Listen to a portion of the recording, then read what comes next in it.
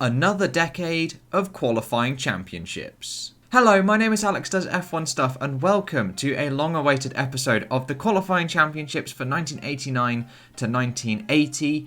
My god, it has been a long time since I've recorded anything. Hair is getting long, got a new phone, it's got really wide angle front-facing camera, I'm not sure why.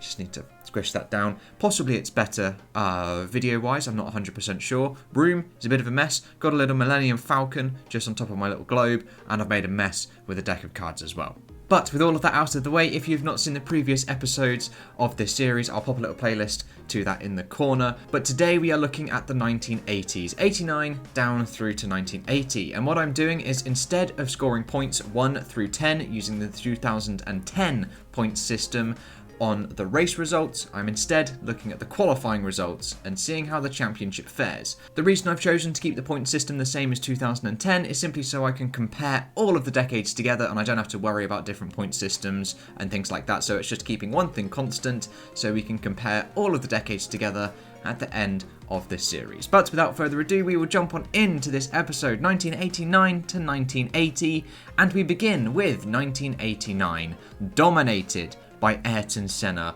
at 379 points, 108 clear from Alain Prost, Berger in second, and then Mansell in fourth place as well. And then the points distribution for the driver pairings looks something like this. 40.2% of the points went to the top two drivers, then for third and fourth it was 21.3%. And this distribution is simply just calculated by taking the points for the driver pairing, first and second, third and fourth, fifth and sixth, etc, etc, etc, and dividing that by the total number of points at the end of the season. So not the available points to those two drivers, it is the sum of all of the points at the end of the season. But a whopping 94.8 of the points available to Ayrton Senna went his way, with a linear gradient for the distribution of 2.45. The shallower this gradient and the lower the gradient as well, the better the year, and the steeper this gradient, the more unevenly distributed the points were. And if we just take a look at 1989's positions graph, it is something that looks a bit like this. Senna just missing pole position 3 times, and even in those 3 times he was P2, and a mammoth 13 pole positions. Prost had 2 and Patrese had 1, with 64.1% of drivers scoring points that year and 7.7 scoring a pole position. And then we take a look at 1988, and it is once again Ayrton Senna who comes away with a victory. 376 points, and again 101 points clear from Prost in second, Berger again in third, and Alboreto is in P4 ahead of PK, with the distribution that looks a little bit like this. Again, 40% for the top two drivers, down to 21 for third and fourth, with 94% of the points, just a little bit less this time, going to Ayrton Senna, and a much steeper linear gradient of 4.18. With a positions table for 1988 looking something like this, Senna scoring 6 pole positions in a row at the start of the season, and just 1 third place in Great Britain, with a number of poles again at 13, 2 for Prost and 1 for Berger. 48.6% of the drivers who raced in 88 scored points, less than half, and again just 8.6% scored a pole position. 88 was crap. Very good for Senna, but overall experience for the fans would have been rubbish. Having less than half of the grid score points. Imagine that in this day and age in Formula 1, having less than half of the grid scoring points at the end of the season, and then only 8% of the drivers getting a victory or a pole position.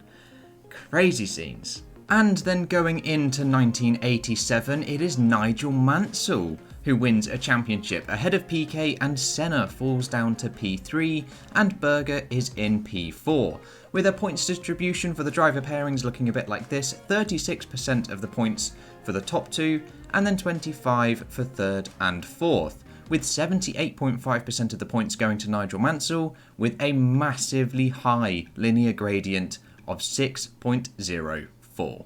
And the positions table for 1987 looks a little bit like this. Nigel Mansell starting off the year, well, actually completing the year extremely well, apart from the last two rounds in Japan where he scored a P7 and Australia where he failed to score any points, with a mammoth pole position rating of 8, then 4 for Piquet, 3 for Berger, and 1 for Ayrton Senna, with just 39.4% of the drivers scoring points that year, and 12.1 scoring a pole position. And dropping it back another year to 1986, it is once again Senna who comes away with the championship, 51 points clear from Nigel Mansell and Piquet in 3rd, Prost in 4th and Berger in 5th, with Keke Rosberg actually appearing in P6 as well, with a points distribution for the driver pairings very similar to 1987 as well, with 76% of the points going to Senna once again, with a linear gradient half that of 1987 of 3.62.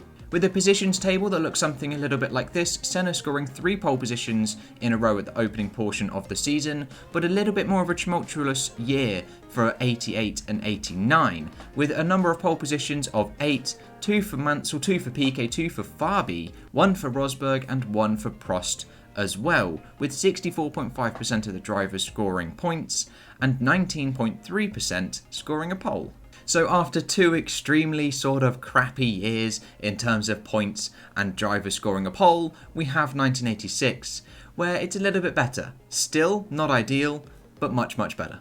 And heading now to 1985, it is Senna again who wins a championship. He was truly a qualifying master. 63 points clear from Keke Rosberg, Prost in 3rd place and Mansell in 4th with Alboreto P5. With a points distribution for the driver pairings looking like this, one of the shallowest that we've had so far this episode, with just 71.8% of the points going to Senna, the lowest of today's episode, and a linear gradient of almost the lowest, 2.89. And then a positions table for this year looking something like this, Senna getting off to a bit of an iffy start in Brazil, but then going on 3 pole positions in a row, and overall 6 front row starts in a row also, to claim 7 pole positions for this year, 2 for Rosberg, 2 for Prost, 1 for Mansell, Alboreto, Piquet, De Angelis, and also Fabi at the back, and 58% of the drivers scored points, with over 20% scoring a pole. And then kicking it back again to 1984, Nelson Piquet comes away with his first qualifying championship of the decade, 17 points clear from Prost, with De Angelis this time in 3rd, and Derek Warwick actually popping up in 4th place ahead of Nigel Mansell, with a points distribution for the driver pairings looking something like this, 33.3% for the top 2 and 20.4% for the next pair down, 69.5% of the points going to the champion that year, the lowest so far, with a little bit of a steeper gradient of 3.76, and a positions table that looks something like this. Piquet definitely not getting off to a good start, but a very, very solid end to the year as well, along with Prost equally, both sharing the front row for the last 5 rounds, with a number of pole positions of 9 throughout the year, 3 for Prost, 1 for De Angelis, Mansell, Tombe, and Alboreto as well. 56.2% of the drivers scored points, and 18.9% scored a pole.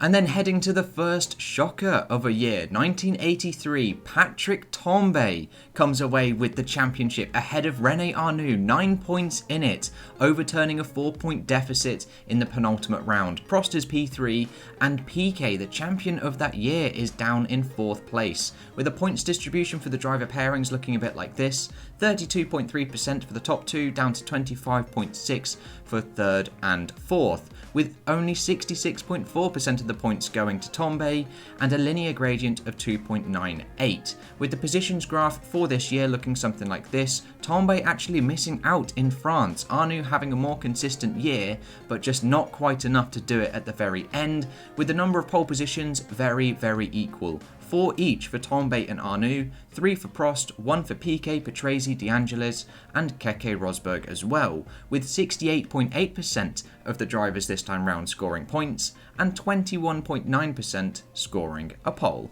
And then we head down to 1982, and Alain Prost secures a championship, 10 points ahead of René Arnoux, and Piquet is all the way down in 3rd, 120 points off of the top 2, with Didier Pironi joint at the end with Piquet as well. Patrese is in P5, with a distribution for the driver pairings looking a bit like this, the steepest drop off so far this episode between the top 2 and then P3 and P4, with 68.8% of the points going to the champion, and a linear gradient that's actually quite low, of 2.42, and a positions table that looks something like this. Prost, the most consistent driver of this year, the only driver to score points in every single race as well, taking the most pole positions, actually joint, with Arnoux, 5 apiece, 2 for Pironi, 1 for Piquet, 1 for Rosberg, 1 for De Cesaris this time, and 1 for Andretti as well, with 60.5% of drivers scoring points and 18.4%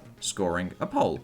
And heading into the penultimate year of today's episode, 1981, Carlos Reutemann comes away with a championship, just 1 point ahead of Nelson Piquet, and he came back from 12 points behind in Canada to win by just 1 point. Prost is 28 points further back than that, and Arnoux is 21 points further behind Prost, with Jones in P5, with the distribution of the points for the driver pairings looking like this, very, very close at the top, just 5% between the 3 top driver pairings, with 58.4% of the points going to the champion, the lowest by far of this episode so far, with a little bit of a steep gradient though of 3.18. And just moving into the positions graph, you can see that Reutemann only scored 2 pole positions, 1 in Belgium and 1 at the last race, the United States East Grand Prix, with the number of pole positions looking like this: 4 for Piquet down in P2 and 4 for Arnoux as well, 2 for Reutemann, 2 for Prost, 1 for Villeneuve, Lafitte and also Patrese. With 55.6% of drivers scoring points this year and 19.4% scoring a pole.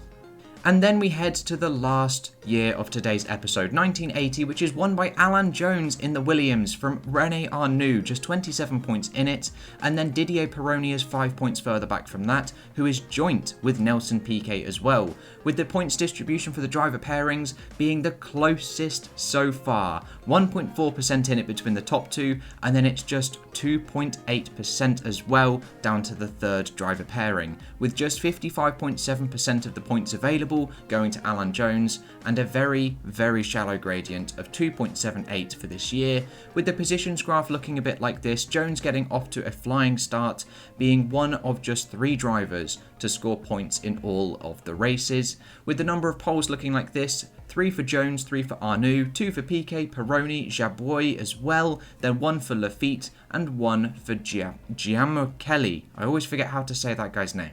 And a reasonably high 64.7% of drivers in 1980 scored points, and just 20.6% of them scored a pole. And so with another 10 years of Formula 1 qualifying championships all done and dusted, we take a look at how these 10 years stacked up against each other, and it is 1980 that comes out on top, scoring a top 3 in each of the 4 categories so far. Then it's 1983, 82, 85, 89, 81 and 86 are the ones that finished in the top 3, and then we've got 84, 88 and 87 as the worst year for qualifying championships.